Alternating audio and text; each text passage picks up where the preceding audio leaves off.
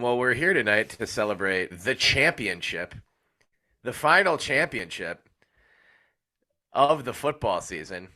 No, I'm not referring to the NCAA championship. I'm referring to the championship in the officially named National We Hate Terry Fantasy Football League.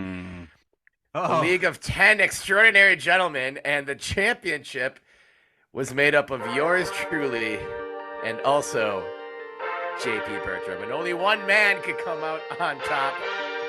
And it wasn't me. And it wasn't you. It was me. It was me.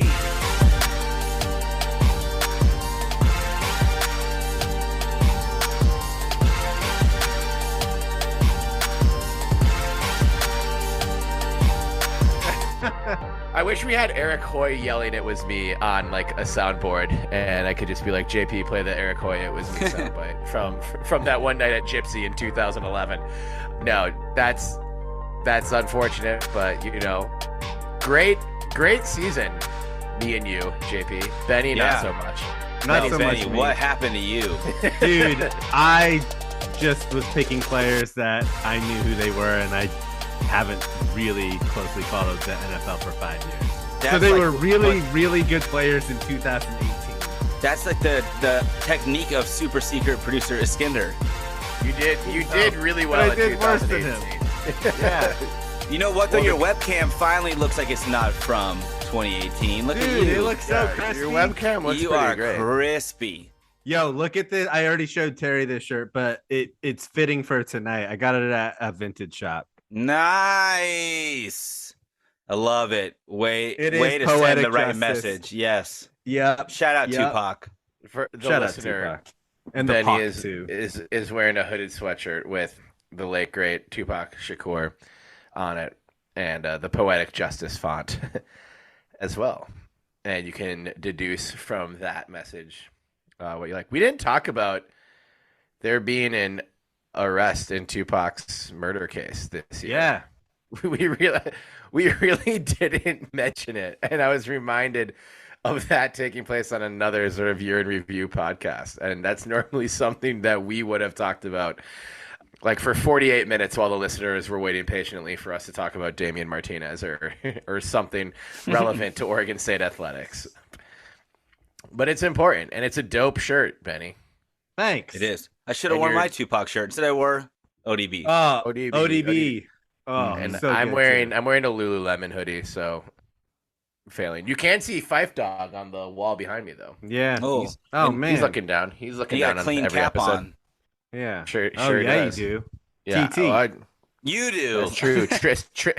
Fife Dog is also wearing a Tristan Tree hat in this painting. That's what's really remarkable about it. I found it in the art dealer and was like, this is crazy that Fife Dog had a Belligerent Beavs Tristan Tree hat on. And he did. And we played golf there together, and it was incredible. JP, great game, though.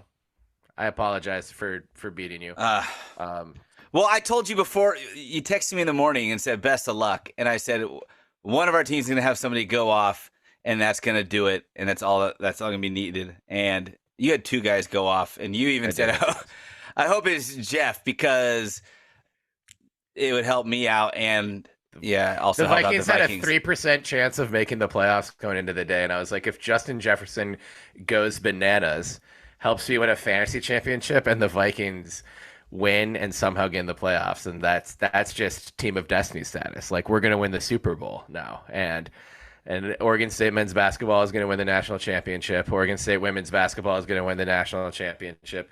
Baseball and softball will both get national championships. That's what that would have meant. But no, just Justin Jefferson went bananas, and I got my championship, which is selfish, but hey, out of my control. Life. That is life. I forgot I have to send you the winnings. Now you're on the clock officially for the. I don't know if anyone's ever won our dynasty pot, winning 2 years in a row. Oh, no! I was close. I mean, I got second last year, so I can't remember how much I lost in the championship by, but now I'm retroactively mad about it. I told you guys I had the worst sports day maybe of all time yesterday. Bad. You had a tough day. That is bad. When you wake up and you're in the hunt in 2 fantasy football championships, and you're watching football, you're watching the Beavs women's hoops team, you're hoping they'll pull out a victory, 1 out of 2 at least, against the LA schools. And they had a tough one against UCLA, and then the Niners lose and snap their year plus long NFC West winning streak. Do you guys know that they hadn't lost against the NFC West opponent since end of last season? But they were also kind of trying to lose. I mean, they weren't. Care. No one was playing, but still they lost. Yeah. They lost. I watched them lose. And then it was official that I was going to lose both fantasy football championships, and then I had to watch the Warriors play absolutely abysmally and lose. And I do not feel bad for you there. To the point where my 7-year-old no one feels bad for you about the Warriors. My 7-year-old fired me as co-manager of our fantasy team. He said, I knew I shouldn't have partnered with you. And I told him that we were we were gonna lose. I broke the news. That hurts. Kids in the family league, he fired you. Yeah. Your son, that's like you got kicked out of your own family. Yeah. I mean, and I'm the commissioner of the league. And he and his father, but commissioner means more. Yeah, it's more important. This is about status. Oh, man. And Tanner Miller committed to Michigan State. Just all kinds of shit. Another redhead betraying you. Yeah, but DeVito Pome. Not a redhead. Is it Pome or Pome? Well, no, he is not a red. It should be poem because it's poetic justice. Yeah, wow. We'll talk more about that. But that is sorry for the miserable, no good, very bad day that you had, JP. But not totally sorry because I win. How much do I win? $750. Oh shit! I thought it was 500. Yeah. And then if you win next year, it's $1,250. Ooh. Wow. That's JP, actually edit this out. I don't want our listeners knowing that I'm rich. Now people are gonna be in my DMs being like, "Yo, let's collab on this investment opportunity." Crypto. Dogecoin, dog. Yeah. Doge 2. It's Doge 2. You haven't heard of it? I'm gonna start. No. I'm gonna do this new one. I stopped listening to Ted. It's Dogcoin for investors who got that dog in them. Oh, yeah, that's it's down today, down to the Wolverine coin. 750 dogs, 750 Wolverines.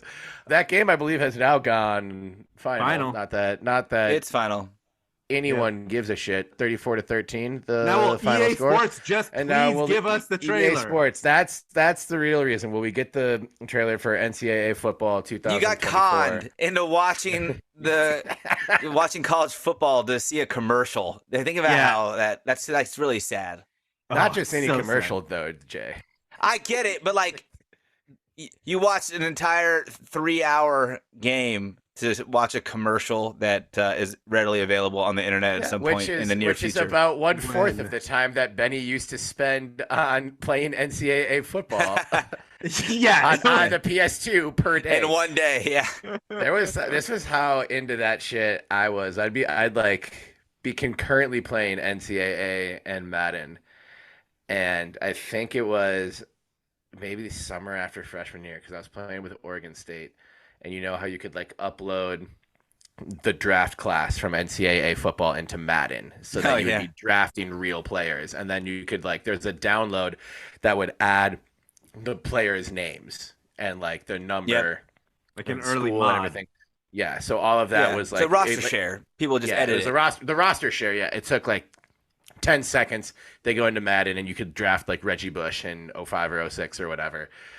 And it got to the point where fictional players who I had recruited in my dynasty mode at Oregon State, I had then drafted to the Vikings in my franchise mode in Madden and had played so much that I had players I had recruited in NCAA retire in Madden.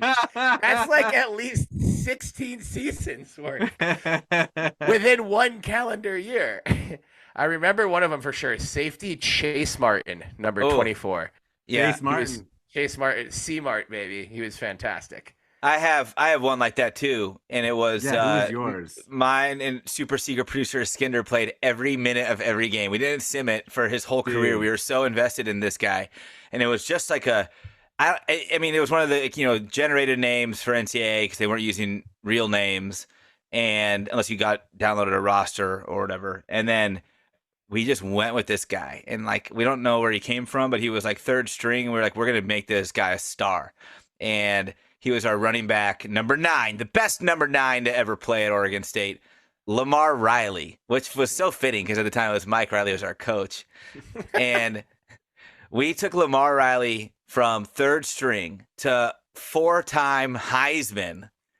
And then I carried him over into Madden, and I kind of just, it wasn't the same. It just didn't feel he as wasn't authentic. ready. He wasn't ready for the pro game, like many Heisman winners. Yeah, maybe so. But he had a legendary career at Oregon State. So shout out Lamar Riley. There's a sandwich named after him, Big Town Hero or something like that. I'm going to take a week off when NCAA 24 comes out. I'm going to play through so many seasons. It's going to be so sick.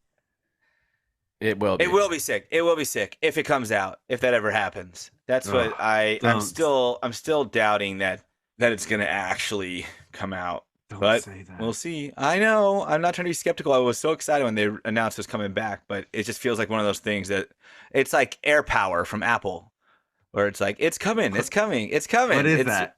It was like that like wireless charging pad that they announced, and there's like they announced it at their conference, and then like with iPhone, so it was like you could charge your phone on this mat without like lining it up on a coil or a magnet, and then you could put like your AirPods on it and your Apple Watch on it, which uses a different charger altogether, right? Yeah, I remember this.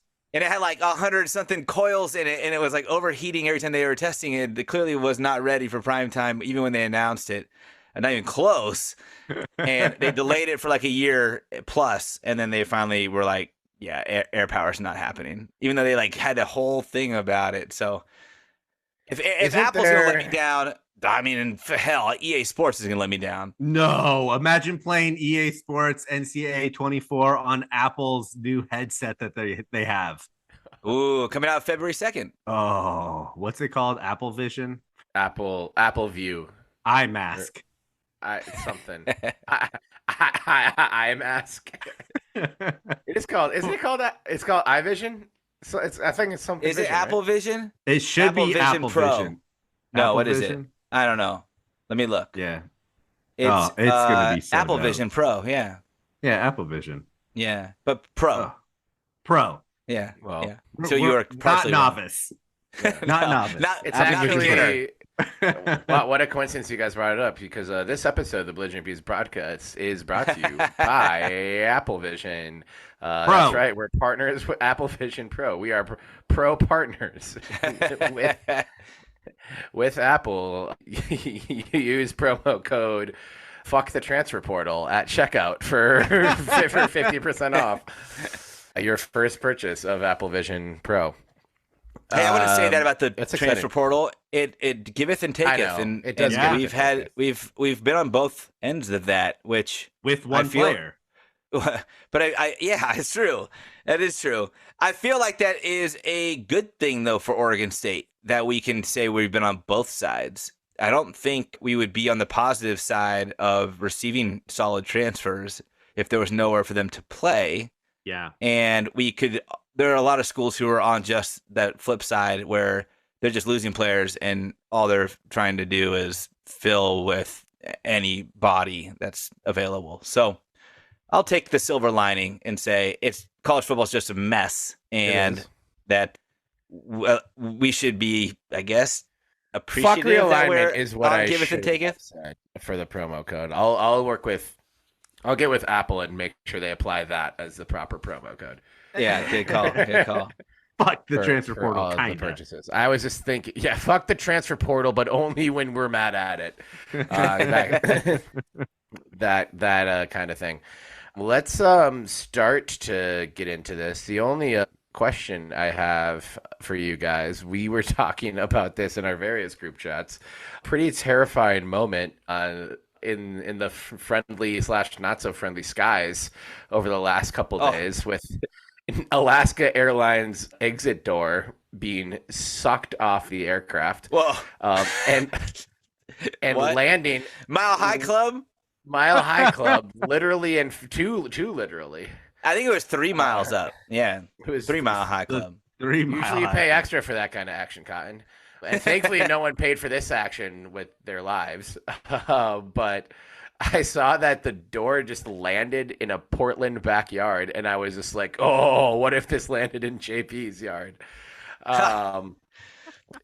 It was definitely in the Southwest Hills. Yeah, it landed in the door. Lola would have gone absolutely berserk. No, it landed in the yard of science teacher. Yeah, it was like teacher. Velocity and stuff. So it was funny. like he was like knew exactly like how that could happen. Anyway, that's terrifying. And I was this holiday season, like 2 days before this happened, I was sitting in an exit row and booked flights for later this spring in an exit row. And I'm my thinking now is just like, well, now it's probably going to be the safest it's ever been following this. No, but the scariest part, I'm going to look at an it. exit row. Yeah. What was it then? That's what's scary. It was like fused. Well, it was supposed to be like a factory fused shut exterior door that Alaska and others that have ordered the plane requested that Boeing bolt it shut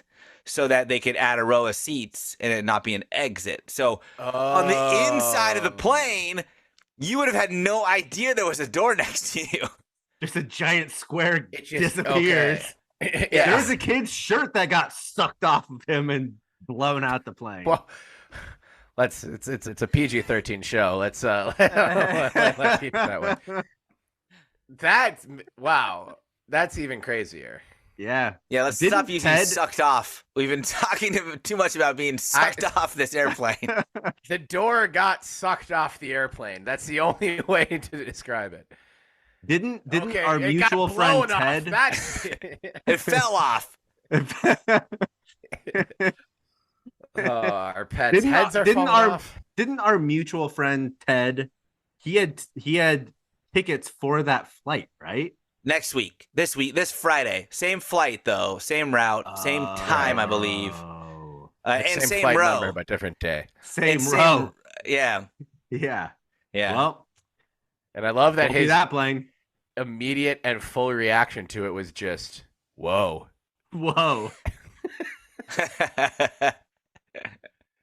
JP, please play 5 seconds of Like Whoa by Black Rock. Money wanna beat my blueprints, I'm like, oh yeah. Yes, nice. All right, let's actually start getting into the meat of this episode. We still have a lot to get to, even though college football is now officially over and in the books. It is another year. And honestly, I'm ready for it to be. Yeah. I'm ready for my weekends back. Yeah. Well, we still have lots of fun with it, but yeah. You guys still have your Niners to stress out about. Not next week. I feel sorry for y'all. I'm just going to be relaxing during the NFL playoffs while you two will be worried about things. Can't be me. Let's get into the Reagan Beers segment for this episode, the 124th episode of the Belligerent Beavs Podcast. Thank you so much for tuning in. And I'm going to start with Benny this week because I saw what Benny is drinking again. Yeah. And we're excited about it. Yeah. For lots of reasons. Squirting is a habit, and I am indulging in it. I have drank so much squirt in the last week. Yuri bought a 24-pack. That's fine. I don't even think it's a new webcam. I think your skin just looks incredible because of all of the squirt you've been drinking. Yeah. Skin routine is just lots of squirt. Nice. Absolutely. Nice. It's so good. Honestly, like we did parodies of it. We talked about it last week. It's honestly the best soda ever. It is so JP, good. please play 5 seconds of the Squirt song, Propane's verse, preferably. Not only want it when you see me, I need 2 cans. Bitch, I'm ballin' on a budget. Did you get like a Costco order of Squirt, or are you ordering it like? Imagine sending Instacart on a Squirt run to Costco. Oh yeah. It was It's like- not a Costco order. I don't see Squirt at most regular grocery stores. I don't either. That's because they sell out because it's so delicious. When we went to the Freddy's on Kings, seeking out any Squirt soda we could find in the summer of 11. The one time I showed up, AKA the summer of love. Yes. The summer of Squirt. the racks were empty. Squirt was nowhere. And then of course we went back a few days later and they had Squirt Red, Diet Squirt, regular Squirt, all the different varieties. So many Didn't different kinds of Propane Squirt. have a bar about Diet Squirt? That was me. That was you. That was Yeah. a good line. Yeah. Thanks. That's a great line. Yeah, I I'll do agree. it. Squirt is hard to find, and so when it's there, Squirt's the you word. get it. Yeah, squirt's the word. Absolutely. Well, very, very nicely done. I'll go next. I am drinking. I got a Bell's Variety Pack at the liquor store today, and not negative or positive, but I'm just drinking their experimental IPA because we're going to talk about the transfer portal a little bit tonight and people outgoing, people incoming, people coming back. I feel like this sums up the attitude of a lot of student athletes these days in the portal era. I'm drinking a Change of Heart experimental IPA, and there's a fish on it. I don't know why that is, but Why it's not? pretty good IPA. I mean, like, Where's why it would from? there not be a fish on it? Why wouldn't there be a fish on it? Yeah.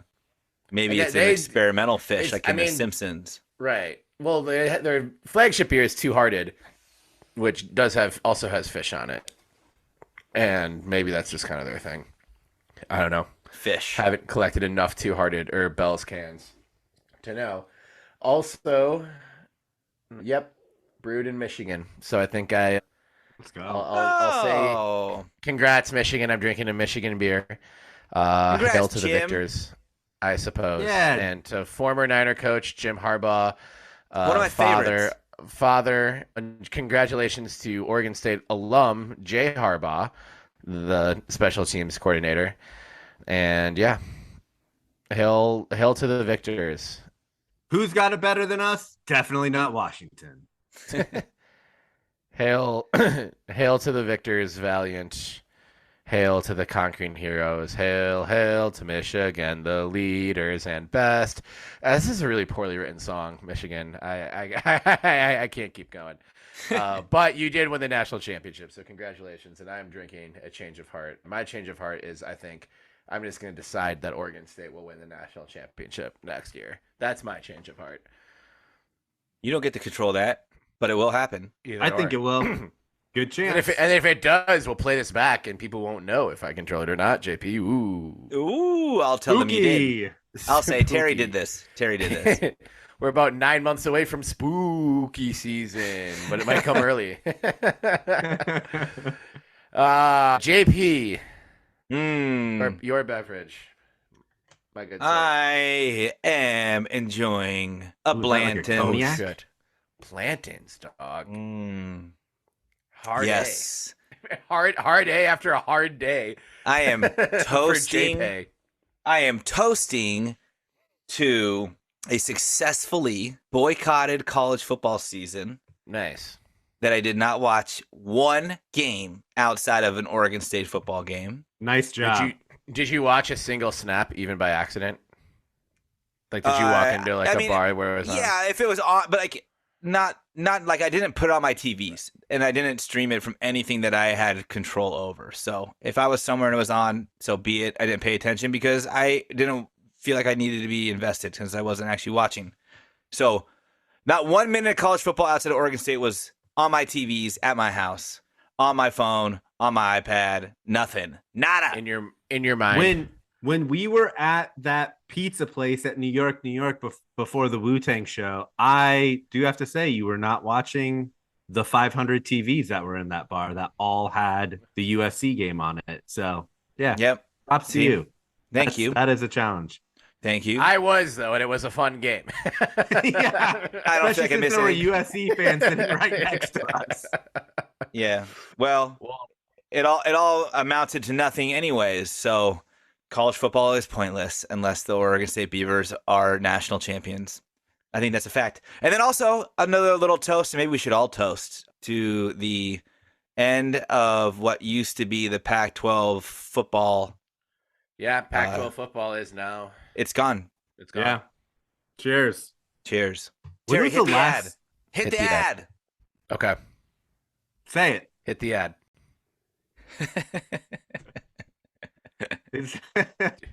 What was the last school before? No, I have been given no ad copy to read. Am I supposed to be reading?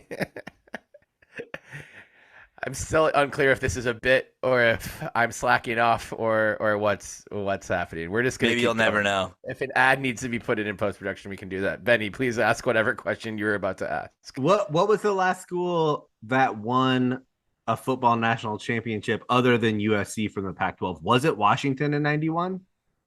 Yes. I think it was.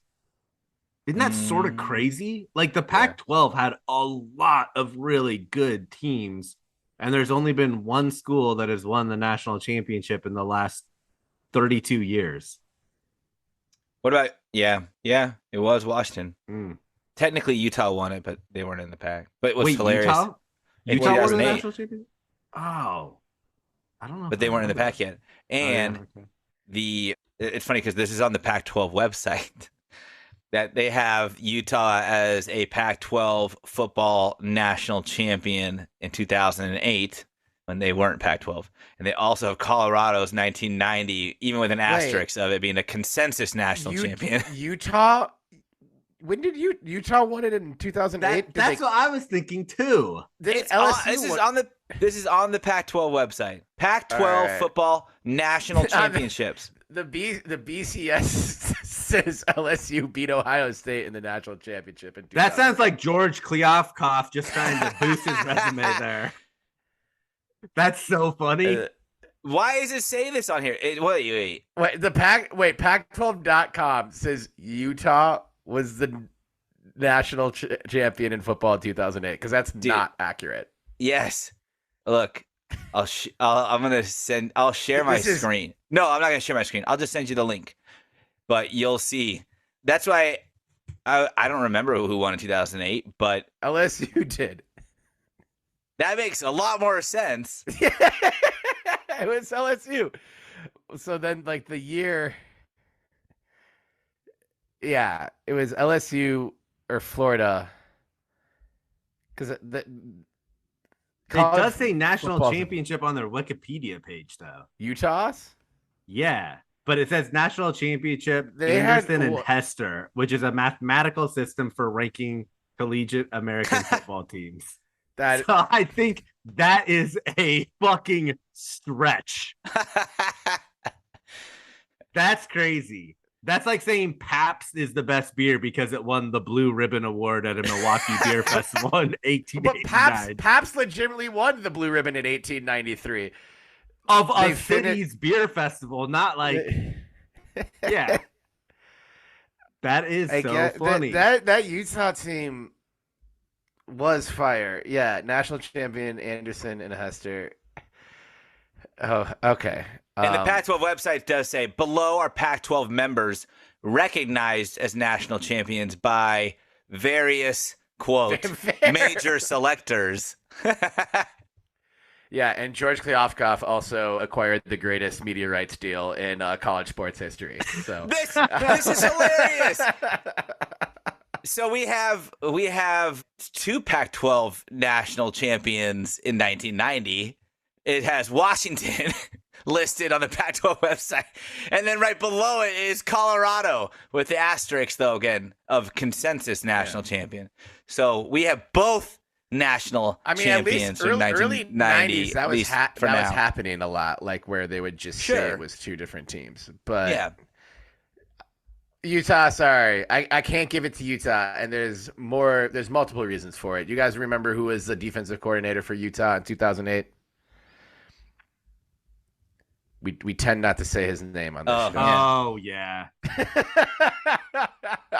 the second worst coach in Oregon State football history. It's true. It's true. Yeah. Also, by the way, they have USC in there in 2004, of course, and there's an asterisk again that's like consensus national champions, and then there's a little up arrow, and then an up arrow if you scroll down is later vacated due to NCAA penalty. So the Pac-12 still recognizes buying Reggie Bush a cheeseburger. Whatever. And now Caleb Williams has a penthouse that overlooks the beautiful city of LA. Wild times. He's winning Heisman trophies. Yeah, wild times. Wild times. Speaking of wild times, there is Oregon State football news. There's been some rumblings. There's been some declarations as well this past week. Kelvin Hart Jr., linebacker, who only played 1 year at Oregon State, declared for the draft. He didn't have more eligibility left, but declared for the draft in such a way that people thought he might have had eligibility left. You do still need to declare for the draft. Like, you don't just like graduate. Like, when we graduated, we were also out of eligibility, and we would have had for the workforce. Yeah, I declared for Major League Soccer interns in 2011, and that worked out great. I delayed my declaration for an entire summer. I declared part-time at a tanning salon.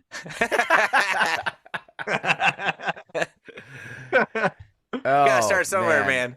Yeah. I think good luck to Kelvin Hart Jr. He honestly was a huge part of the defense this year, I think, and maybe was overshadowed a little bit by some of the other guys on this unit, but I think was a really, really good pickup. Obviously played really well under Trent Bray, and wish him nothing but the best. The more bittersweet one, and that one that I want to give more time to, is the declaration for the 2024 NFL draft by the one and only JP. Please play 5 seconds of Masks Off by Future. Mask on, fuck it, mask on, mask on, fuck it, mask on. Andrew Chatfield Jr. Yeah. Savage season, going pro. It's bitter sweet for a number of reasons. Bitter because, God damn it, we just love Andrew Chatfield Jr. so much. Yes, but sweet because we love Andrew Chatfield Jr. so much.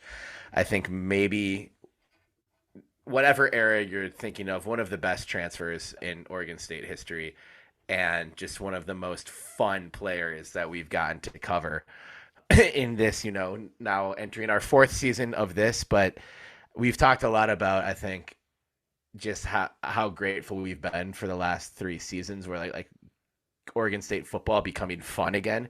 Like, it wasn't just winning. Winning was great, obviously, after the 5, 6, 7 years of hell that Oregon State fans went through. But it was so fun, and no one is more fun or has more fun than Andrew Chatfield Jr. So just getting to watch Chat grow as a player and everything he brought to the fan base. And I think he could have come back for one more year, but I'm very, very happy for him. And whoever gets him at the next level is getting a dog, but a Beav specifically, and so many great moments. Benny, you're the biggest Chatfield Jr. fan of anyone I know, so let's go to your reaction first. Maybe your favorite Chatfield moment besides the moment where you and him got to hang out on the sidelines in Portland, and he loved your shirt, and you guys talked for a little bit and basically became best friends right there on the sidelines at Providence Park. What a moment. It was his interception. I think it was against UCLA. Yep. Where it got tipped up and he caught it. And then he all of a sudden was way faster than I thought he could run. But that was... Is Anthony Gould playing defense now? What the hell's happening? Yeah. I think that it was just a pivotal point in the game. It was such a fun point in the season too. I know people were a little worried about what the skill set that Dante Moore had and sort of what he could do. And Chatfield had, if I remember right, a pretty monster first half before he got that interception too. So I'd say that. I also loved his Instagram live feed after the Civil War in 2022, where he was wearing the orange cowboy hat that was given to the student section and saying, "They don't know, they don't even know." And then went on to beat the school that he transferred from by a lot in the Las Vegas Bowl. So dude's just a beast. He has as much fun as the talent that he has as well. And yeah, wish him nothing but the best. I will be getting an Andrew Chatfield Jr. jersey, no matter what team he gets drafted by, unless it's Seattle. But I'll still cheer for him. He's gonna be a Packer just because I'm a piece of shit. And it's gonna happen again. They did it to Luke Musgrave. They're gonna do it to Chat. I hope not, but I echo that sentiment, Benny. And I'll get a Chatfield jersey unless it's a Packer. I've seen you really excited at games before, like a lot. I don't know if I've seen you more excited outside of like the final moments of the 2022 Civil War than being at the Vegas Bowl, and we're already beating Florida by just 1,000 points. And Chatfield Jr. getting home and getting a sack and looking at the Florida sideline and doing the gator chomp. Oh yeah, that was like the happiest you were all year, and you got married in that same year. Not to diminish your wedding day, but like I got so excited and I saw him do it, and I turned and looked at you, and you were just joy personified in a single being. We were all excited, but the look on your face took it to another level. And I will always remember that when I think of Chat. I don't know, because in soccer, like if you are a striker and you score a goal against a team that you have played for a really long time, you sort of like mellow out the celebration, and that's usually the case. But if it goes like if the transfer goes really bad, there's like a really bad taste in your mouth from that team that you played for a long time, and you score and you go even crazier. That's the feeling that I got with Chat when he got that sack on Florida. Like he may not have been leaving on super great terms with the university. So if that's true, I have no idea if it is, but if that's true, that sack had to have felt so good. Yeah. Shout out Chat. Congrats, Drew. And it is bittersweet to see a guy like that we really enjoyed watching, because he made football fun for us. To go pro. And I mean, it's a big difference of like losing a guy to the NFL in pursuit of their dreams versus losing them in the transfer portal. Though I feel like those waters are getting a little muddied, given most people declare for the NFL to pursue their dream of making money from playing football. Sure, yeah. And a lot of people enter the portal in pursuit of more money while playing football. But the difference, of course, is it's easier to root on a guy who declares to go to the NFL than one who declares for the portal, because they're not going to potentially be your opponent. So I'm 100% on board with Chatfield going to the draft. I wish him well. He was a joy to watch. I was not in the same vein as Anthony Gould and I foot racing towards the end zone. A very close race. It was a very close race. But photo finish. I was doing something very similar when Chatfield had his interception and was taking it back. I was on Beaver Street. I caught it through the crowd. I saw the play. I saw him running. I start running. And yeah, man, I would say if you had to put Chatfield and Gould in a foot race, I think Chat's got that Michael Johnson sprinter speed. He is just sneaky fast. Give him the gold cleats with the golden spikes. Yes. Yeah. So best of luck, man. And masks down, as he put it on either Instagram or X. But yeah, bittersweet. And hopefully this now opens up another opportunity for someone else to step up like Chat did from the portal or from high school on a defense that needs to continue having fun. Yeah. He kind of feels like a Niner to me. Oh, dude. Like Jack Colletto's not on the Niners anymore, but No. He could still come back. yeah, Bring him back. Come on, Kyle.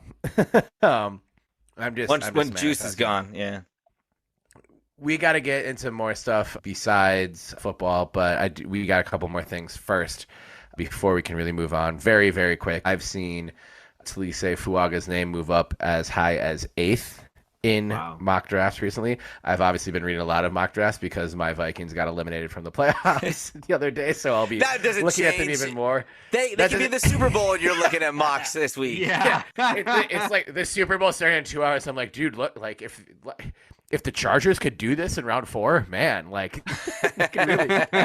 I know, I can't quit it. But I've seen, I feel I'm going to go into this draft season not muted, but I'm aware at how much hype I put on Luke Musgrave last year. And it's not just that he got drafted by the Packers. It was, there's a lot of smoke signals that he was going to be the first tight end taken, which of course he wasn't. And it was a deep tight end class. You know, guys like Kincaid, Michael Mayer, Sam Laporta all had really big years. And Luke was on his way to having one as well before he got hurt. But I was just like, he's going to be the highest drafted Beaver since Brandon Cooks. And now I like feel myself being like, oh, Fuaga is for sure going to be the highest drafted Beaver since Brandon Cooks. And I just don't want that disappointment again. But I'm starting to see him being a lot of different people having him as a third tackle off the board, which could easily be top 10 if it happens. So but this is me. I don't want to be heartbroken again, but I'm going to get heartbroken again maybe. I'm not going to put a lot of hype on this, but Fuaga for the top 10. So just, yeah, I'll be tracking that a lot, posting stuff in a variety of places. So, but yeah, Fuaga for top 10. Put it on the board. I said I wasn't going to talk about this at all, and now we're forming a hashtag about it. For Oregon's having an impact on Oregon State football next year. Some transfer news, it appears. A familiar face coming back to the Paris of the Pacific Northwest. Entered the transfer portal, officially a former Ole Miss running back, former Oregon State running back, former Georgia Tech running back, Jam Griffin might have the distinction of being a former and current Oregon State running back, tweeting at Coach Trent Bray, "I'm on my way, gangsta," which is just a really baller way to let anyone know you're coming. Jam didn't play a ton for Ole Miss this year, although he did have an exceptional special teams tackle in the Peach Bowl against Penn State. One of the best kick return tackles I'd seen. I saw the play, I was like, holy shit. And the announcers like got the name wrong, and his helmet came off on the play too. That was like, is that Jam? And then at like 10 minutes later on Twitter, there's a bunch of Oregon State players were hyping Jam up for the hit. So, you know, you need special teams. We play all three faces at Oregon State. So great that you're a running back. You got to be able to play special teams too. I think, look, a player leaving, going somewhere for 1 year where they clearly got some kind of a bag. I don't know the amount of money the exact amount flowing through the collective and different transfer deals at Ole Miss. I know it is more money than Oregon State. With any of these transfer things, I think it's hard to really read into it much unless you commit to Michigan State the second after the Sun Bowl. That's really the only scenario in which I'll feel some type of way about it. You never know what's going on with someone's life curve, why they went somewhere. But someone leaving for the SEC for 1 year and then coming back, JP, you and I talked about this a little bit, but it's just like, I don't think it's setting a bad precedent. I don't think you said that either, but it's flirting with it a little bit. And I think the only thing that matters is if the coaches want Jam and Jam wants to be here and the players want to play with Jam, then I'm all fucking good with it. And it's not even, that's not a Jam thing. That's an any player thing. I trust the coaches and the players more than I trust anyone who's just looking at the program through social media and on TV or anything. Those are the guys who are in the room. If that's what they want and they're good with it, then yeah, let's roll with it. But it is something that I think just the modern college football fan has to wrap their head around a little bit. And it's almost like, it's weird. It's just like that person who's going to break up with you, but like they're not just breaking up with you. They're just breaking up with you to date this other person for a few months. And then they're going to come back once they scratch that particular itch and they use that person for whatever gain they needed to. But then they come back. And even like at that point, it's like, okay, that's like, I feel used too, though. So, Beaver fans, if you are conflicted about Jam Griffin, who was a key contributor to the 2022 Beavs coming back, you're not alone. It's a complex issue. But it looks like Jam Griffin in the Oregon State backfield in 2024. It's going to be a loaded backfield. Yeah. Absolutely. Well, we'll see how things shake out when the new portal window opens up. And I think it's in spring after maybe some of the spring ball stuff. And fuck, I forgot there's another transfer portal window. Yeah. Dude, it's only going to get busier and busier. God. Yeah. Damn. But I'm excited for Jam to be back. Yeah, Terry, like you mentioned, I think two things can be true. One is that you're stoked that Jam's back. I think there's been some discussion online about why he left. I mean, I'm sure there was some incentive financially. Damnation was just getting off the ground as a collective at Oregon State, and I would assume that Ole Miss was a little bit more ahead when it came to having a program in place to take care of players and especially lure players, which is, again, what Oregon State's collective Damnation does not do. They do not throw money at players in the portal to convince them to come. That's technically against NIL rules, but no one knows how to enforce this stuff. But there was rumblings also that he was looking for another opportunity to get closer to the Southeast where he needed to help out with family. So I see why he given an opportunity to come back with, not to say that Newell wouldn't be the perfect backup, because I think that he would be not just a perfect backup, but he could potentially be a starting caliber back for a lot of programs. But to get some more experience back with Fenwick out of eligibility, I think that's a huge gain for Oregon State. I also will assume that Jam's just going to have a great time doing this because he's already familiar. He's back. Whatever family things he was helping out with or dealing with is seemingly settled enough that he could come back to the Northwest. And if you recall, this is where it made me do a double take when he entered the portal. Was I remember him leaving last year that he was a grad transfer for Ole Miss. And he was. I double-checked today. He was a grad transfer for Ole Miss, but he had 2 years of eligibility, which I've never heard of. I feel like a grad transfer always ends up with that one extra year, but he is a grad transfer for Ole Miss, and then I guess he's also a grad transfer for Oregon State. And the way he committed or alluded to committing and everything else about this situation makes me think that he's just going to have a ton of fun and make this a fun moment for him and the team.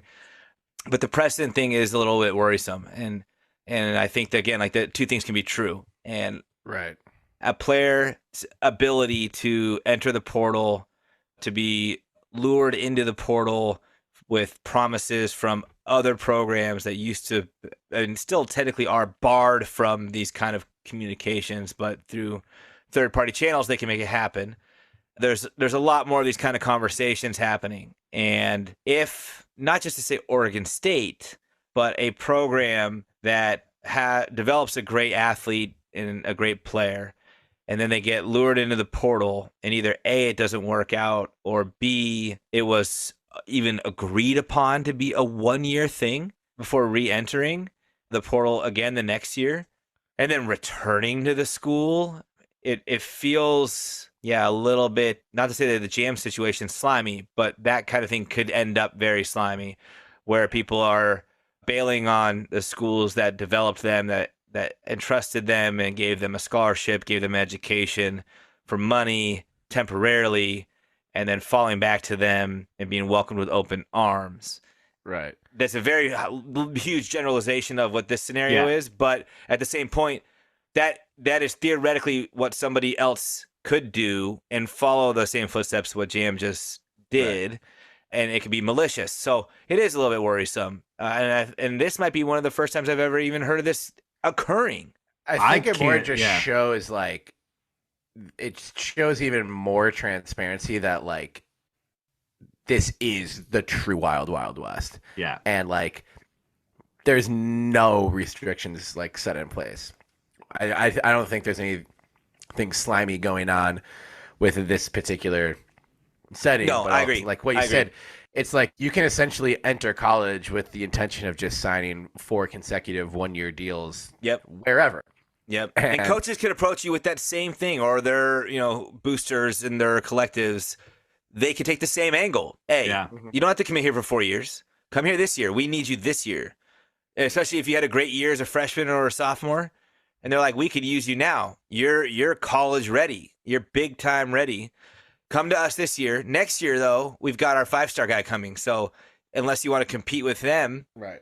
Like this is a 1-year thing. And if you could raise your NFL draft stock enough in 1 year to where you're going pro before the 5-star even gets here. And if you don't, you're the school that just had you would probably love to have you back. Right. And I mean, that is a good recruiting angle for a school like, I don't know, UConn or something, right? Where it's like the schools that you want to go to don't have an open spot. We do. Come play for us next year. And then when they have an open spot, you get a year out of a player you wouldn't have had otherwise. Exactly. Yeah. Yep. Yeah. It's because like it was almost as if people before the transfer portal really became the transfer portal were like, look, like in pro sports, you can choose which team you want to go to in free agency, but you sign a 3, 4, 5 year long contract in most cases, right? And like, and it's also not just anywhere. Like there are salary caps, right, yeah, and comp picks and things of that nature. So. I agree with you guys though. I don't think the jam. I don't think that the jam situation has anything to do with money, because you have to think like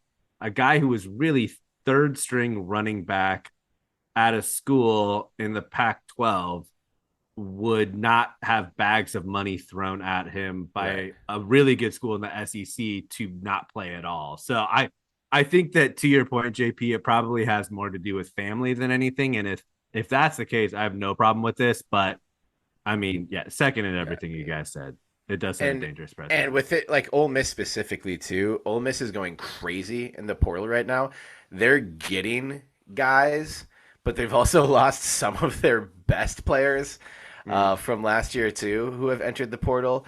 So I don't think there's really anything to be deduced from this other than in the past you couldn't just leave a school, go to a new school when it didn't work out there. I do think I'm remembering, I think there was, when I was in high school, there was a Gopher basketball player who transferred to Arkansas and it didn't work out. And he transferred back to the University of Minnesota and ended up being in college for like 7 years because he had to sit for 2 years. Yeah. He had to sit for, was it 2 full years? It may have Unless been, the second one was a grad transfer, then no. The second one may have been a grad transfer at that point, but I do remember that it was Mo Hargrove. He was like, went down to Arkansas, and then a couple years later, someone was like, "Oh, Mo's back on the Gophers now." I was like, "Oh, weird." Say goodbye to that guy. But all right, yeah, welcome back, I guess. It's weird, but hey, welcome back to the backfield, Jam Griffin, OSU Jam. He's on fire. Boom shakalaka.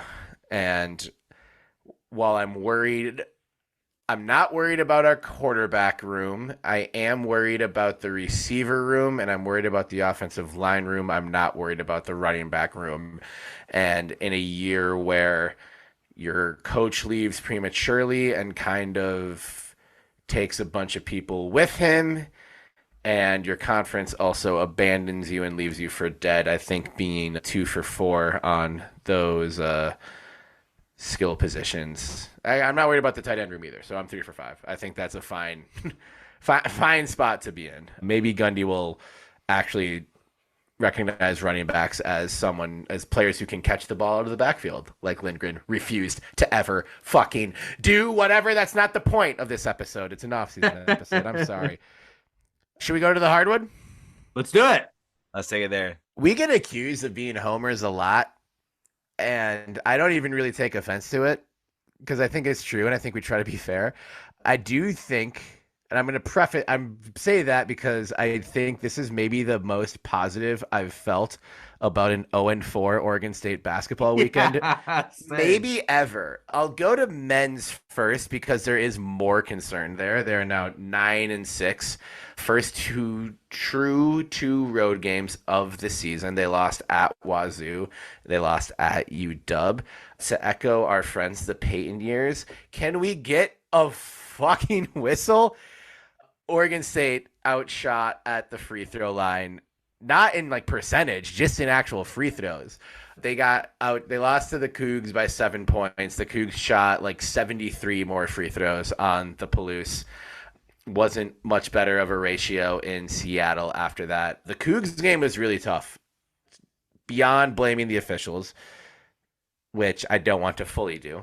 The game only partially. Our bigs got in foul trouble right away, and we also didn't have Dex. And I think these two games, Dex was very limited in the Seattle game. I think these two games have only illustrated how important of a player Dex is. Yes, he had been playing the best basketball we'd seen him in Oregon State uniform, which conjured reminders of why Marquette students started the hashtag Dex to NBA when he was a freshman at Marquette, because that was how it was like a joke, but like a just kidding but seriously kind of joke, So Noah Cano on Thursday. I'm disappointed overall, and I think we need to find a way to get more production out of the bigs. But in a way, it's just kind of like, yeah, this is where the team's at, and not to put it entirely on the officials, because I think there was a lot of sloppy defense being played on our part, but also in two games, to be essentially taking 25% of the total free throws to 25 to 30% of the total free throws in a 2-game set. That's just, in college basketball, that's a massive difference. Yeah. So I think we just need to be a little bit more aggressive on offense to try and draw those plays.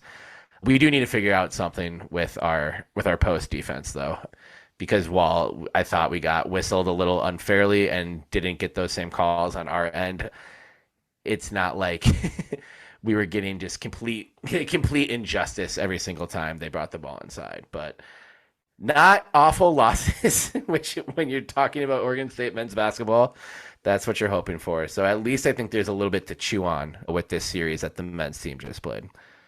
Yeah, I think, the two having your first two road games in January is tough. Yes. And especially for a young team. Yeah, it just seemed like that seemed like a really weird scheduling anomaly. I agree the free throws were a problem, but also the bright side that I see is going on the road and holding your own in the rebounding stat, right? That is something we talked about last week, and I think that's important. That's what's going to keep you in these games on the road. We did not shoot very well against Washington State, and we were in that. I mean, we were controlling that game in the first half and certainly had that game within our grasp up until the end. Pulling up the numbers, we shot under 35%. I think. We had we couldn't find the body 36 to save our life. Yeah. But the entire team outside of Pope just above or just a shade under 27% shooting. That's awful. And so that's the final thing that I was going to say is that Jordan Pope, we know that he is talented. I don't think that I would get any argument from you guys that he's the most talented all-around player on this team, certainly offensive in the world. In the world. And it was great to see him have the performance that he did in both of these games, specifically in the UW game, getting a career high 29 points. But that's the shit that you're going to need on the road too. You're going to need your big top primetime players step up. Jordan did. He just needs to get a little help from the other guys. But I think this is going to be a learning experience. It's sort of that second step on top of the foundation that was roughly built last year. You're going to see this team grow a lot. And I think this was a test that they had not had being on the road, being conference games, on the road, and they're going to learn from this, and they're going to get better as the season goes on at a more rapid rate than most of the teams in the conference. So I think that these two games really did give me a whole lot of hope for the rest of the year. We saw what they did with USC and UCLA, and this series shows that those two games were not flukes. Oregon State is a team that will be in most games that they play this year in conference season. And I didn't think that going into the conference part of the season. Like I did. Fair. I thought it was going to be a big struggle this year. It's clearly not going to be. You were the resident, negative Nancy pessimist. in our group chat for that. Yeah. So happy to hear you got some hope so that you can be heartbroken like the rest of us when things go bad. Well, so we tweeted out. You guys alluded to this. We tweeted out that good things happen when Casey's on the floor. Yeah, he was awesome. It's true. He was awesome against Wazoo. Yeah, when that guy is out there, he's just kind of one of those, like, the ball finds him. He's like a ball magnet, and he's able to make the right play, right read, especially on the offensive side. I feel like he's got a little bit more carry there. But I don't want to be a pessimist now, but I would say that these two games did not make me feel all that confident as I did against UCLA and USC. And the reason, of course, I can chalk it up to, a very late first road test makes it challenging to measure a team, also a young team. But I was hoping that potentially we would take one of them. And I know it was close in both at half, and we put up a really good fight against UW, but it didn't look like we could get anything going against Wazoo in the second half. True. Similarly, I think that this team has a ton of promise, but I'm worried, and this is why I'm not as optimistic about this season, because I'm worried about the timelines of their development. I think Jordan Pope has arrived. He has 20 points or more in 4 of his last 5 games, including all 4 Pac-12 matchups. He's shooting lights out from not just the field, but the 3-point line. Then we've got guys like Bilodeau, who showed a lot of promise last year and has built upon that this year. But I feel like I'm not seeing that extra step just yet about him. And I feel like sometimes his offensive game, for example, is a lot of, he's very, very good at cleaning up misses. And that's where he gets his points, and that's where he gets his boards. And when he wasn't getting those clean looks or boards against like Wazoo, he didn't play. And the part that was interesting to me was I didn't see the team suffer from that. So that's why I want to see him be more of a force on offense. And honestly, I think that Jordan Pope has arrived, but I need to see him be more of a force of getting his teammates the ball. We know he can shoot. We know he can handle. Right. But he needs to get these guys involved. And maybe that's what I mean. But maybe that's not the best setup to win right now. I do think. And that's why I don't know if we have the timelines synced up, where guys like a Beckway, where guys like Ratai, Bilodeau can all be serviceable to reliable scorers on a game where Jordan maybe is off into distributing the ball instead. And that's a concern. That's a concern, especially in these road contests where we historically under Tinkle have not fared well ever. It's been pretty bad. I think you need to even come close to hitting what I'd say most Oregon State fans would be happy with this season. You can't have Bilodeau be the second best player. I don't think you can have a Beckway be the second best player. You definitely can't have Ratai be the second best player. The second best player has to be a healthy Dex playing well. We need him available and playing exactly what he was before missing some time this weekend with foot injury. So, because you're thin after that. There's no one who is a real sort of dynamic threat on the offensive end of the ball. There are guys who can score in like very specific ways, but you can get something going when you have Jordan going and Dex going and they're healthy and making shots. But if you're missing one of them, you become really one-dimensional. And that I'd say that realization from this weekend, obviously it's still early, but I'd say that is a little disappointing from this weekend. Just Dex being out means, because there weren't many moments this weekend where there's any like offensive continuity or any kind of a rhythm. The best moments were when we had some defensive momentum going and we could muck the game up, which is a fine way to win games in college basketball. But we don't get defensive momentum going when we don't have some of our big men on the floor because, they're in foul trouble. Because like 4 of them have 4 fouls simultaneously. Yeah, I mean, Beckway and Bilodeau had like 15 fouls between the two of them over the 2 games this weekend. That's impossible, but close. No, it's not possible. You can't have 15 fouls between 2 players. Over 2 games? Right. Yeah, you can. What? Oh, I was thinking the way you had them averaging like 7.5 fouls a game. I'm like, that's no. Between them, they were averaging 7.5 fouls a game. Right. Sorry. Yeah. Math I'm not editing that out. Don't edit it out. Math is science. Numbers are beautiful. We love math. we just might not be the best at it. Better losses. Better losses. Women's basketball had a just heartbreaking, god damn it, 56-54 loss at number 9 USC on Friday, and that I was followed up with a 9-point loss at number 2 UCLA on Sunday. The game against UCLA, one really bad third quarter, just kind of sunk the Beavs, but even with that, they got within 6 in the fourth.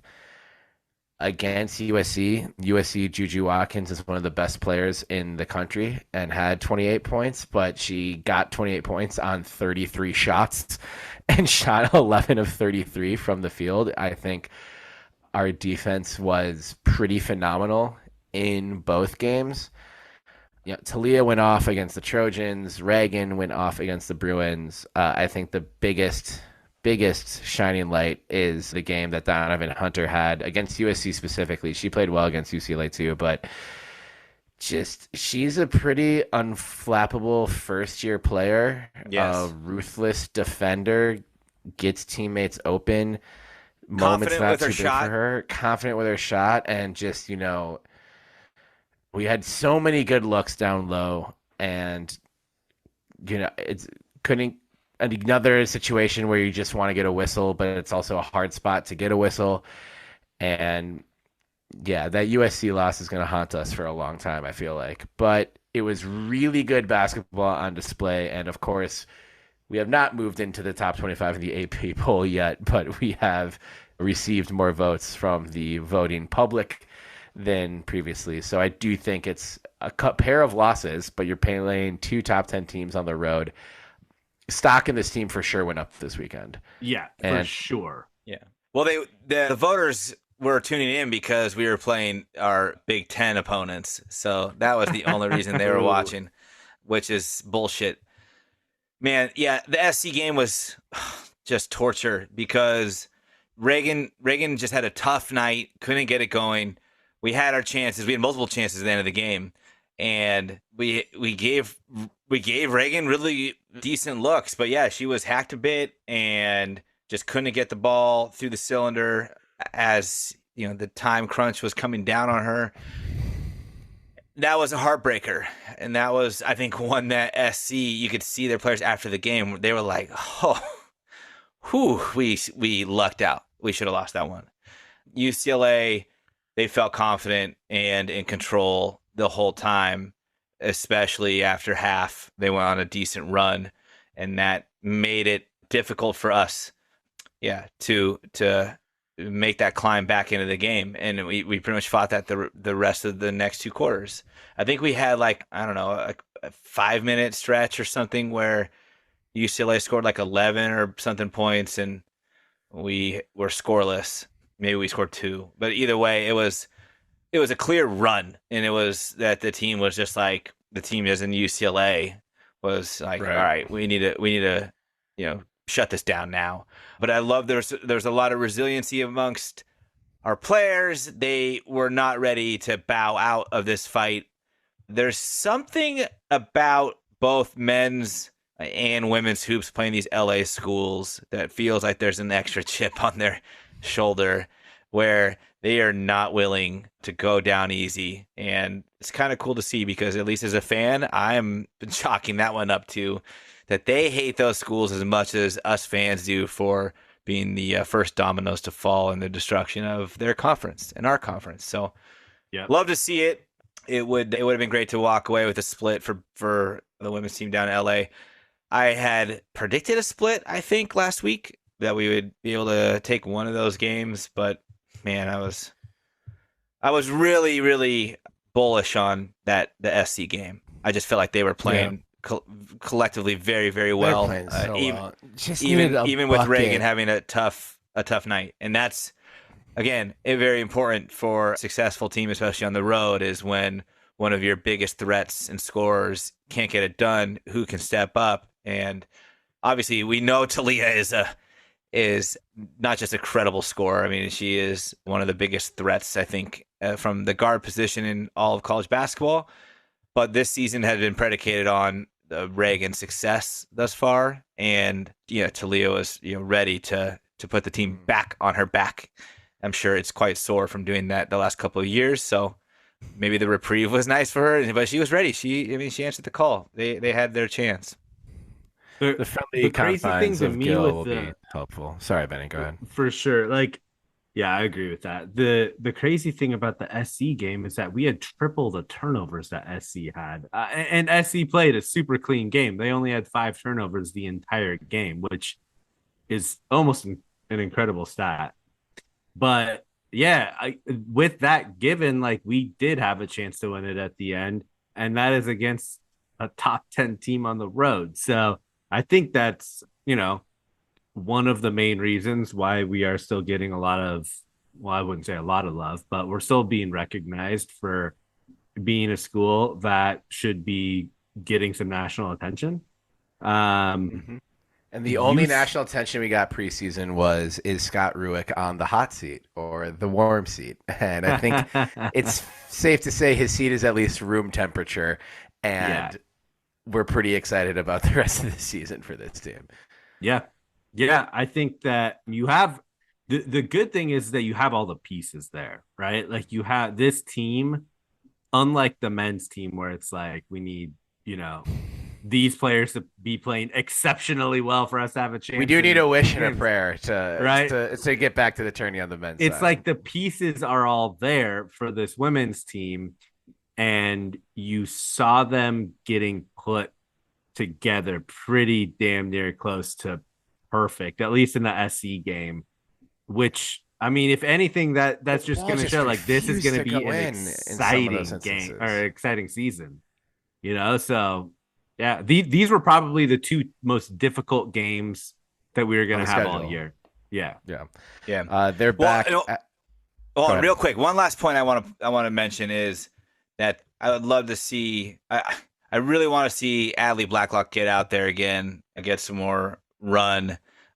Her shooting at the end of last year was phenomenal, and really kind of carried the team into the tournament and onward. And so I think that there are a lot of great shooters that are getting minutes for the Beavs right now. Obviously, Talia, Donovan, as we talked about, AJ, Tamia, they can all launch and are decent shots that go up whenever they do take those threes. But we've been struggling from the 3, and it makes these comebacks even more difficult. Yeah, and that was a staple for Adley last year. Was her three ball was just crazy, and she hasn't got a ton of run, and maybe that's just a depth thing. But I would like to see Scott shake it up a bit, get her out there, especially when they're trying to space the floor for some of the bigs. If they have both Tamia and Reagan on the floor at the same time, put Allie out there to get some good looks from outside the arc. But We'll see. We'll see where things go. But yeah, this was our tough stretch, and so it's time to come home. And they will. Arizona schools this weekend at Gill. So get out there if you're in the Corvallis area. Phil Gill. As always, what's a better night in wintertime in Corvallis than Gill beer, Gill dog night at legendary Gill Coliseum, watching Especially a now that legendary there's team. a Gill beer. Yeah, now you have no excuse. Yeah. So, can Back when someone we were tell in us? school, Yeah, Is but it can called somebody- the Gill beer? back when we were 23-year-old seniors. No, they didn't sell beer at Gill. I know. But That's like, what I'm saying. oh yeah, that's what I mean. I was telling Benny. No. I'm saying, is it called the Gill beer? Oh, I don't know, but yes, They should sure. have it called the Gill beer. Someone should brew a Gill beer. If you're Come on, drinking Block with 15. pain, If you're not going to yeah. sponsor us, at least brew a Gill beer. It can't be that hard to just name whatever that beer should you're have making. a fish on it. That should have a that fish should- on it. Oh, That should have yeah, a fish on it. Gill. Yeah, nice. Yeah, I like that. I get it. I get it. Ooh, Gill's. But does anyone know when did they ever serve alcohol at Gill before this? Like ever? I don't think Ever? so. I mean, Gill's I been don't think around so. for like 80 years. It was when we were freshmen. It was Yeah, but that wasn't 80 years ago. I'm talking I like, know. you don't think they sold beer? People were smoking cigarettes in the stands in 1950. Like, I was smoking cigarettes in the stands in 2005. All right, before we out ourselves too much, we should move on to another amazing night at Gill, record-breaking fine. night. Fine. Maybe agree. if you have any intel on the alcohol policy of legendary Gill Coliseum in the 1950s, please DM at Belligerent Beavs on X, Yeah. formerly known as Twitter. If We Sam for have, the Painters doesn't know this, then yeah. we have an investigative He's out. journalism piece that we're working very hard on. Oregon State Wrestling, Coach Pendleton, legendary coach, legendary program, hosted Penn State the other night on January 5th, the number one team in America. What did Oregon State fans do, my dear JP? Oh, they packed the house. They packed the house. They did. We did what we do. We showed the Yeah. fuck up and showed the fuck Yep. out. 8,540 fans in Gill Coliseum. That is a record for a wrestling meet. So congrats to Coach Pendleton and the Beavs. It looked great on for- TV. I'm sorry I couldn't make it, but I did know somebody Dude, who yeah, the who had footage no looked great. affiliation with Oregon State, but was The photos looked is great. a wrestling fan, a college wrestling fan, and was like, I got to get there. I've heard great things about Gill. Oregon State's got a Yeah. great program. Obviously, Penn State, everyone knows about them. I'm going down for the match, and Yeah. they were there. They sent me a photo, and it looked just exquisite. Absolutely. Like just amazing. And just a testament to what Coach P has done. The results didn't go our way. Obviously, Penn State is the number one team in the country. Oregon State, number 16 in the country, which is good, but 16, famously not number one. Did get some dubs on the night. There is a though. 1 in 16, though. I know numbers. There is a 1. That is true. Huge dubs in the 184-pound weight class. Oregon State Beaver Trey Munoz took down one of Penn State's best wrestlers, chap named Bernie Truax, which that's just a college wrestler ass name right there. And also a football practice complex. And a football complex practice Truax. complex name. Exactly. I wonder if he's of any relation to the name. I don't know. Bernie, could Bernie be like the junior for Benny? So somebody was named Benny Truax after Benny Beaver, and then he was Bernie Truax. I'm just reaching. That's not a But thing. I'm probably right. Congrats to Trey. On the night, Penn State took it home 36-3, but other Oregon State wrestlers showed out as well. Cleveland Belton and Isaiah Crosby in particular lost just some really close heartbreakers against, again, can't say it enough, the best team in the country.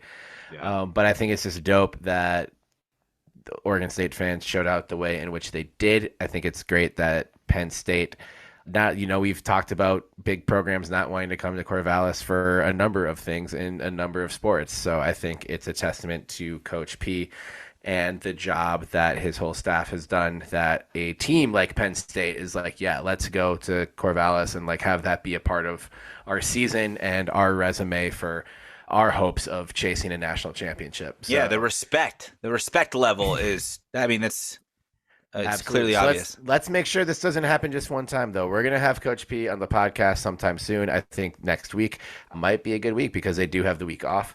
They are off until January 19th when they host Cal Poly, who is a Pac-12 foe in wrestling. I know with realignment and shit. What are they going to do with realignment? What? Everyone forgets about Cal Poly. USC and UCLA, you fucked Cal Poly too. So they're on your long and ever-growing list of enemies. And we are happy. SCSU for soccer. And SCSU for soccer. Lots. Our alliances run deep. It's like, the end of Avengers Endgame. When everyone when they're all assembling. It's fantastic. So Phil Gill again, January 19th for Oregon State Wrestling. And track these boys all season because they're going to make some noise on the national stage. And going to learn from this Penn State game or this Penn State meet, and we'll be better from it. The pictures from the match are incredible. Right. They really did Phil Gill. That is awesome. Yeah, and they had the lights down on the stands. We talked about this before. They did the full entrance, man. They had the sparks, the smoke, the lasers, the helicopter noises, the Tyrannosaurus Rex screaming. But I have one critique. It's on the wrestlers, and that's that they didn't really pimp it as much as they should have walking out through the smoke. Yeah, they were. I mean, obviously they were focused. They had a job to do, and I get that. I think part of me was kind of like focused of athletes, and they're like ready to, apply their craft in the way that they've mastered, and you're just come out doing the Soldier Boy, man. Come on. Yeah, kind of like, can you wear a fur jacket or fur lined robe and like a crown and just walk out? It's with not a cane. Professional wrestling. It's not WWE. But they were this close with all the smoke and all the sparks and the dim lights. The smoke. Yeah. I love the smoke. We want the smoke. All the smoke. Yeah, we do. Benny, you're muted. We want the smoke, and so much so that our Benny next wants meet the was smoke, canceled. but not enough to unmute himself. I just unmuted myself. I said we should be coming out with some gaiters on our feet because it's hard to keep them down. I want the Rolex wearing. The Rolex. Now I don't remember how it goes, but you know who I'm talking about. The Rolex wearing, diamond ring wearing, airplane flying, son of a gun. I like it. I Maybe think time that. to consider ending the show. Why? I thought that was well done. Good job, Terry. Oh, good job, Benny. God, I can't even say your names right. Bad job. We're all Terry. confused. Terry. Do you guys like how this is on me as well, but also on us for not talking enough wrestling, but how I differentiated wrestling in the show notes, where like football is the gridiron, basketball is the hardwood, baseball and softball is the bout, because the mat is already gymnastics. The bout, because they're wrestling, a wrestling match is called a bout. So I didn't know if I should call it the bouts because there are technically multiple bouts in each wrestling meet. About. How about that? How about the diamond where the Oregon State baseball team is ranked 9th by perfect game heading into the 2024 season? I think that's exciting and fun. It's about 8 spots short, but we're used to the little bit of a bias, and I think single digits is a nice show of growth from the national pundits and the punditry going into this season. And they also named our boy, our favorite, number 37 in your programs, number 1 in your hearts, Travis Bazzana as a preseason All-American. What a nice achievement for Travi. Knifey spoony. Played some knifey spoony. Gary, did you crack a Foster's, mate, to celebrate the knifey spoony? We had a nice exchange with Travis on IG. He had a story, and I don't really recall what it was, but we said, wait, are there really people in Australia who don't know who Travis Bazzana is? They got to start listening to the pod. And then, his response was 99.99999% of Australia has no clue. So I said, not for long. So we got to keep pumping up Travie. We're gonna start sponsoring knifey spoony tournaments. We do get like 2% of our listeners from Australia, so I've been seeing him in like the top 5 of the MLB draft coming up. When is it? Yeah, summertime. Yeah. Like June. number 3 June. pretty consistently. Yeah. Yeah. And you know what I've started noticing, by the way, not to take any of the spotlight away from Travis, because I think he's not only deserving of it this season, but going to earn it as well. It's going to be an incredible show from him, carrying this number 9 to number 1 squad with his bat and glove and speed. But I've already seen people put incoming freshman or now freshman Trent Caraway. Yeah. In There's a lot of hype for Caraway. like as the number 1 potential overall pick. What? He can't be the pick this year. Right? And I know in 3 years when he's like as His when he's first draft eligible, yeah. Number 1. Yeah. What that is some insane Adley hype. Rutschman shit. Yeah, what's up, Trent? I know you're listening. Trent's listen. And What up, Trent? I think Travis is being modest about the 99.99999% of Australians. We do know How that many people are in Australia? 100% of Australians know who Gary Bazana is, the true. number 1 listener of the Belligerent Beavs podcast. That is true.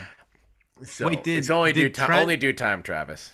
Did Trent Caraway go to your Sarah, No. or did he go to Malik Murphy's Sarah? The differentiation is JP's Sarah or Malik Murphy's Sarah. Well, we talked about it last week. Not Tom Brady's Sarah or Barry Bonds' Sarah, JP's Sarah, and the other one's Malik Murphy. They're not The too quarterback thrilled to who be real. thought about going to Oregon State one time is how he'll be remembered. He was in Corvallis.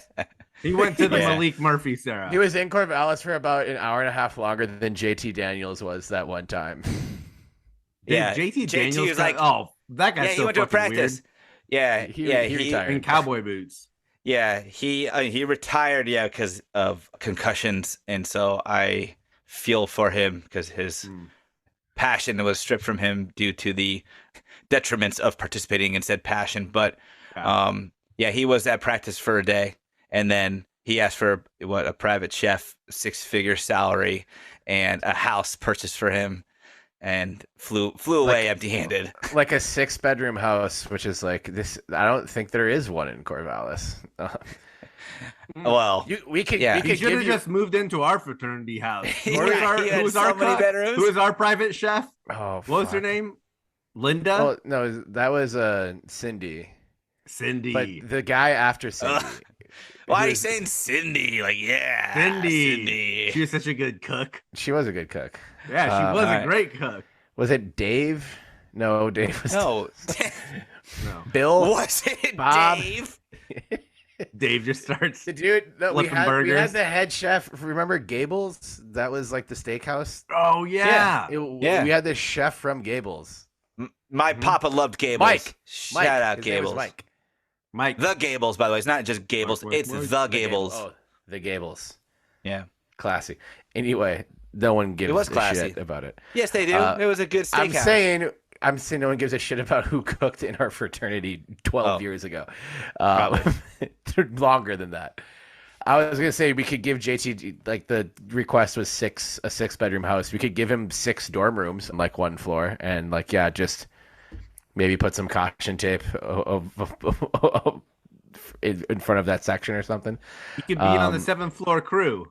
Oh yeah. Oh, It was no. 2nd floor. We have to do gymnastics. We gotta get to gymnastics before we wrap this up, and we're already over time.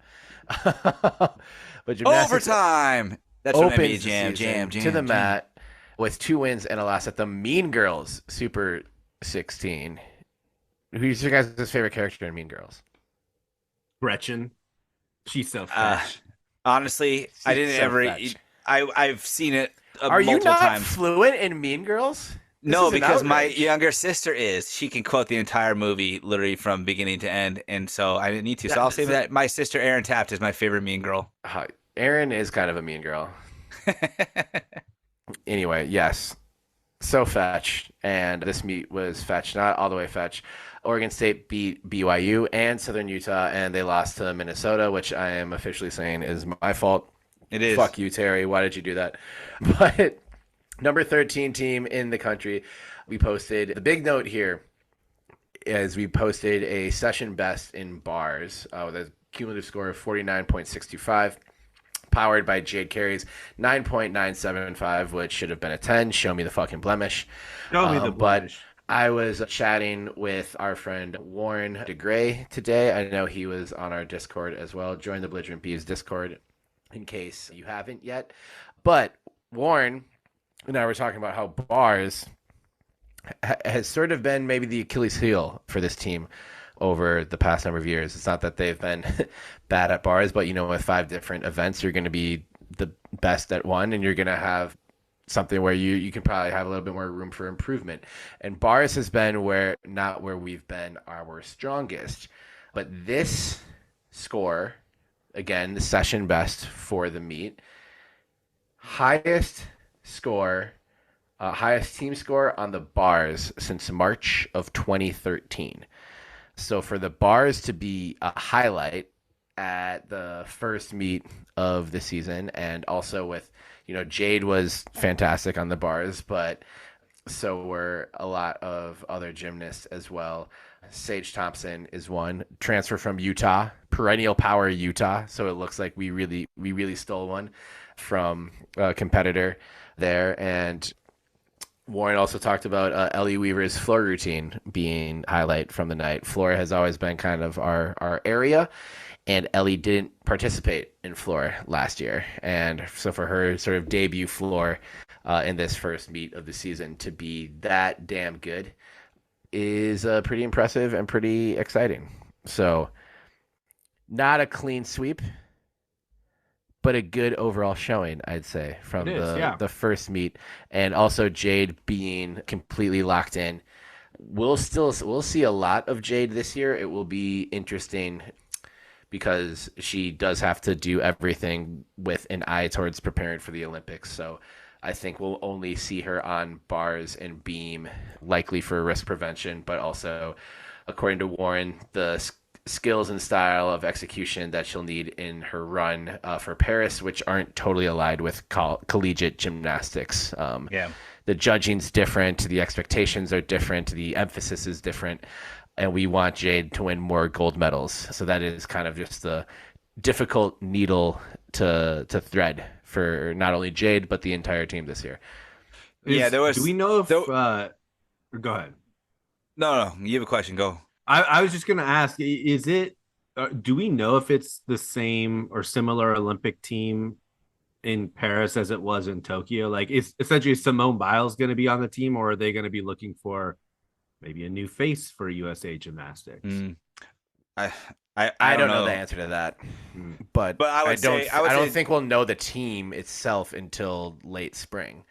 Like, there's the new face is already, it's Jade. It's it's Jade. It will be Jade, and I was going to kind of allude to this with what I was going to say, Benny, before you asked the question, was that we were kind of expecting this last year with the USA, whatever it was that she was going to participate in. And it was like they're going to not let her participate in all of the events, and she'll be super limited, and that didn't come to fruition.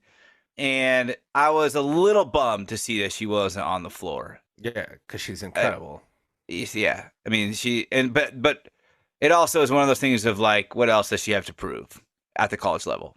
So I hope we get to see some of it this year. It's pretty amazing that this is now our 3rd year of watching Jade Carey. It doesn't feel like it's been already 2 years that we were excited for her to be joining the program and rooting for her in the Olympics. But, here we are. This is getting close to wrapping up her collegiate career at this point now. It's closer to that than the beginning. And with her participating in less events, this is like another call, a plea to Beaver fans everywhere to get out to Gill to watch this team. Not just Jade. There's some phenomenal talent. We talked about Sage transferring in, and There are people talking about that she's going to potentially have the kind of season that would be great enough to steal the spotlight from even an excellent Jade season. And I think part of that is also alluding to that Jade isn't going to be a full participant a little bit. Yeah. But I mean, like, I'm assuming that's alluding to the fact that Jade isn't a full participant across all events as she had once been. So maybe not steal is the best phrase, but maybe expand. Sure, Terry. Borrow. But yeah, I wasn't stealing. I was borrowing it. But man, yeah, like this team looks just as good as advertised, has not lost a step. Obviously, there were some really important seniors on the team last year, but yeah, they helped kind of create this culture and this drive for excellence that has permeated through the rest of these gymnasts, and it shows. It shows, and this was, an early indicator of what I hope to be and what I assume to be another pretty exciting and successful season for our gymnastics team. Absolutely. And you can keep supporting them as early as this week, where they head to beautiful Piscataway, New Jersey for the Rutgers January quad, where they will face the Rutgers Scarlet Knights, naturally, but also Southern Connecticut State and Utica College, Utica University, Utica. If anyone who is as fluent in the office as I am, please let me know, because I really want to make a "we will burn Utica to the ground" joke, but I don't want anyone to take it seriously. I'm quoting Dwight Schrute, and I'm not going to do that, but I will steal your copier, Utica. Anyway, you guys, we did it. Another perfect episode of the Belligerent Beavs Podcast. 124 of them now. 10. 110. As many 10s as Jade Carey has been denied. Just like her routine, this episode didn't contain a single blemish. No blemishes. No blemish detected. Show it to me. Can we bring that shirt back to the store in honor of gymnastics season? Yeah. Let's do like let's do a 24 to 48 hour drop. Ooh. For show me the blood. Like 6 people will buy it, but that's not true. 6,000 people will buy it. 6,000. That's right. Yeah. That's how many people bought it last time. And the true number of Australians who haven't heard of Travis Biznano. But I did the math on Travis's percentage, and that he is saying that only 26 Australians have heard of Travis Biznano, and I don't buy that. That's not true. You're being That's modest. A lie. You're being modest, Travis. Yeah.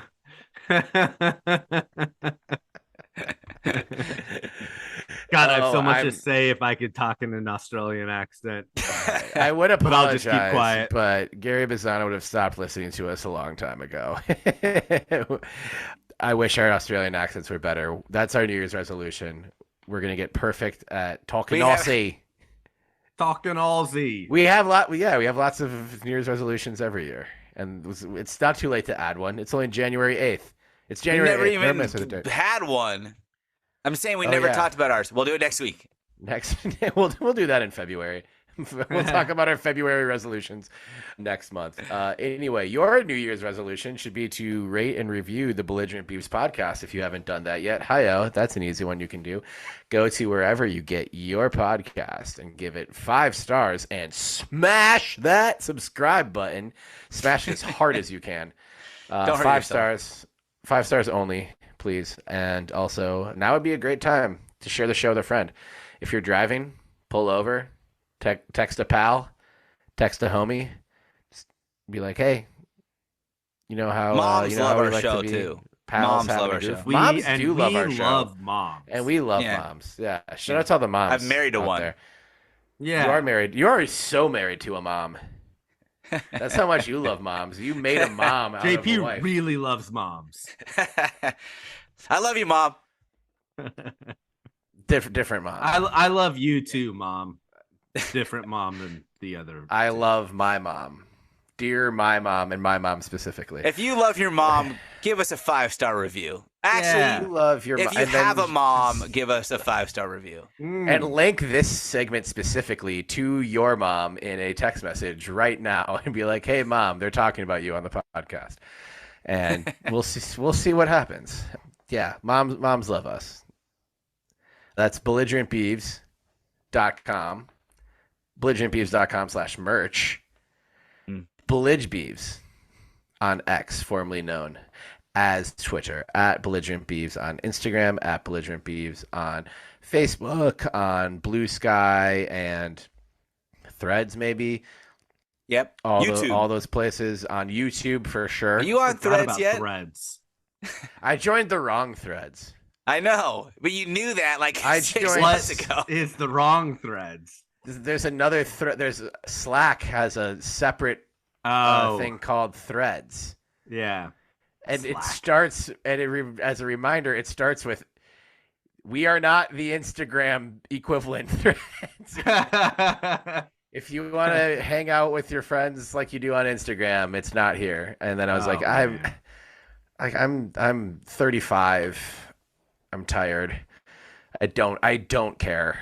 I can This was barely so much do effort already. I can barely do Twitter anymore. It's getting so hard. It's X. Exactly. I can't take it anymore. But if you want to follow me, I guess you can. It's at Terry Horstman on X and at Terrence Horstman on Instagram.com. I am joined, as I always am, by my beloved co-host, JP Bertram, on the ones and twos. You can follow him on X, formerly known as Twitter, at the Trial J. That's at the _Trial _J, because he's too trial to be real. And at JP Bertram on Instagram. And of course, joining us from Tacoma, the man with many names and many faces and one dope ass hoodie and a new webcam, Benjamin Lawrence Sebastian Wehage, aka Benny with the good quaff, aka Benny Burner, aka Benny Bedlam, because he's fucking crazy, folks, aka Benny Bowl Game, but not this last bowl game because that was stupid and doesn't count, aka Benny Blastoff. And you can follow him at Benny L1986 and at Andrew Chatfield's #1 fan at Andrew Chatfield Jr. fan club. Let's bring back fan clubs. Remember fan clubs from the 90s? Yeah. Dude, No, I'm not saying let's not bring them back. I'm saying no, I don't know. You don't remember you weren't in like the fucking like Blink 182 fan club or anything like that? No. They'd send you like a sign up, t-shirt they and a mail you, lunchbox. yeah. Oh. Yeah. You get a CD. Remember? Tell me you at least remember CDs, Benny. What are no? But I got you. I got you a Lamb? shirt What? this Were you going weekend. back I got you You a got- shirt this weekend. It's an It's old a CD. Prince. Yeah, it's an old Prince Purple Rain shirt, and I might need your address again. I found it at a vintage Should shop. I share it on the show right now? Yeah. Tell everyone your address. I'll just tell the listeners my address and my social security number, and that way, if it gets lost, someone will find it and know where to bring it back to. It belongs to me. I live at 6969 Knifey Spoony Street. Zip code In 42420 Noise in Minnesota. Noise. It's not even Australian anymore. I'm so What is sorry. going on? End it. Hit the ad. Thank you. Hit the ad. Thank you so much for listening to this, another perfect, flawless episode of the Belligerent Beavs Podcast. We'll be back next week with another brand new episode. And until then, remember, you cannot spell chop 'em without hope. So, chop 'em. Drop 'em. Chop 'em. Noise. You're talking to the Rolex wearing, diamond ring wearing, kiss stealing, wheeling dealing, limousine riding, jet flying, son of a gun, and I'm having a hard time holding these gators down.